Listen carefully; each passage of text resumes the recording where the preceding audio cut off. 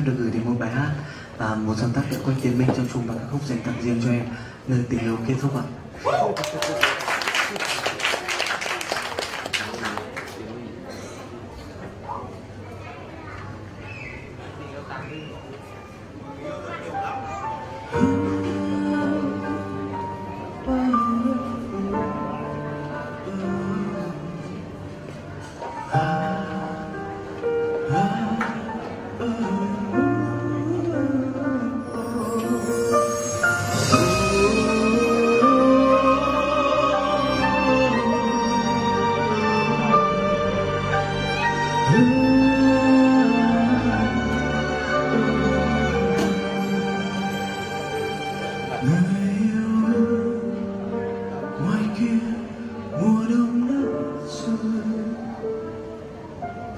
Lạnh không em để lối bàn tay dẫn dừng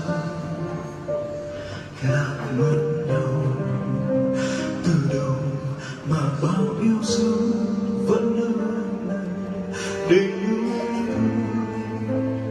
đầy vơi vương trên môi mắt cay mùa đông mưa ngoài kia người tôi yêu lắm.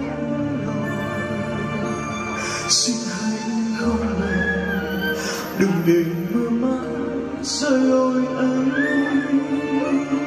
muốn đến bên người cầm tay và sưởi ấm đôi vai gầy, nhưng người vẫn đi mưa mãi rơi về là mất lối. Làm sao tìm nhau giữa một trời trắng xóa vì những ân tình người mang theo thành băng giá.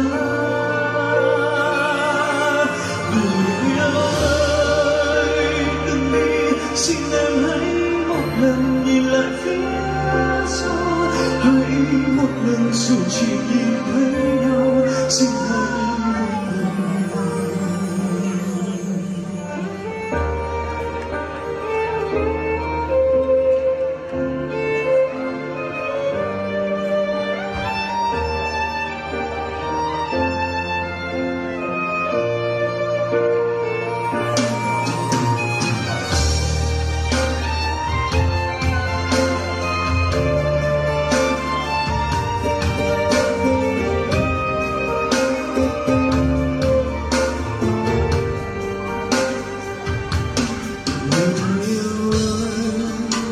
Ngoài kia mùa đông đã rơi, lạnh không em lẻ loi bàn tay giã rời, làm mất nhau từ đầu mà bao yêu dấu vẫn nơi này để nhớ thương đầy vơi vương trên môi mắt cay.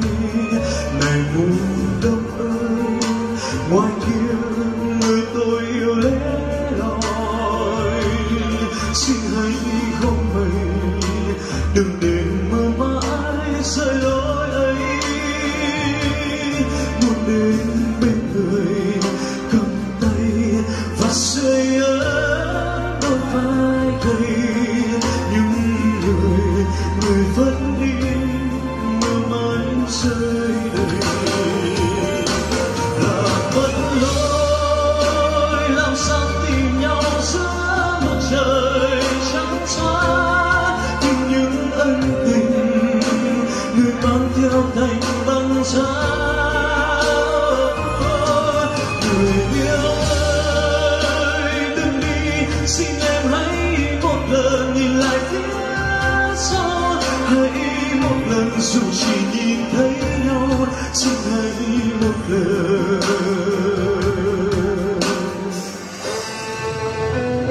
Là mất lối, làm sao tìm nhau giữa một trời trắng xóa vì những ân tình người mang theo thành băng giá.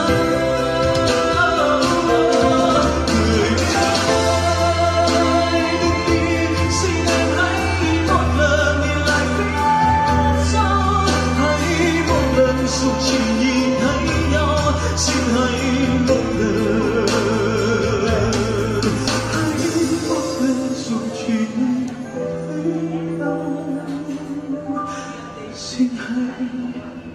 một lần.